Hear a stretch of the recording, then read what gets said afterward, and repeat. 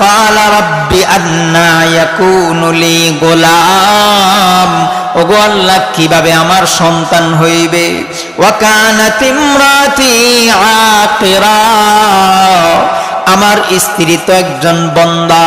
দুনিয়ার নিয়ম অনুযায়ী বন্দা মানুষ সন্তান জন্ম দিতে পারে না। শুধু বন্দা মানুষ কেন, বন্দা কোনো পশু পাখিও সন্তান জন্ম দিতে পারে না। আমরা অনেক গাভী দেখি যেগুলা সন্তান দিতে পারে না, আছে না নাই? আছে। হযরত জাকারিয়া আলাইহিস সালাম বলতেছেন, ওগো আমার আল্লাহ, ওয়া কানাত ইমরাতি আকিরা, আমার স্ত্রী তো একজন বন্দা, কিভাবে আমার সন্তান হবে? আবার অপর দিকে ওয়াকাদ বালাউতু মিনাল কিবারি ইতিয়া, আমিও তো এমন এক বয়সে পৌঁছে গেলাম যেই বয়সের মধ্যে সন্তান হইতে পারে না, সাধারণত সন্তান হয় না।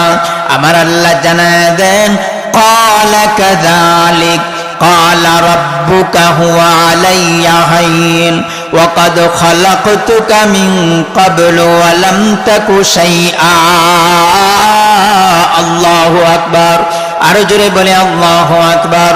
আমার আল্লাহ জানায় দেন, ওগো জাকারিয়া, বিষয়টা স্বাভাবিক, বিষয়টা স্বাভাবিক।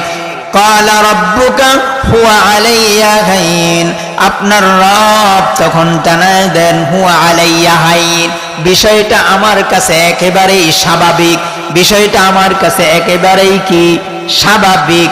ওয়াকাদ খালাকতুকা মিন ক্বাবলু ওয়া লাম তাকু শাইআ, ইতিপূর্বে ওগো জাকারিয়া আমি তোমাকেও সৃষ্টি করেছিলাম, তুমিও তো কোনো কিছু ছিলে না, তুমিও কোনো বলার মতো জিনিস ছিলে না, তোমাকে সৃষ্টি করেছি।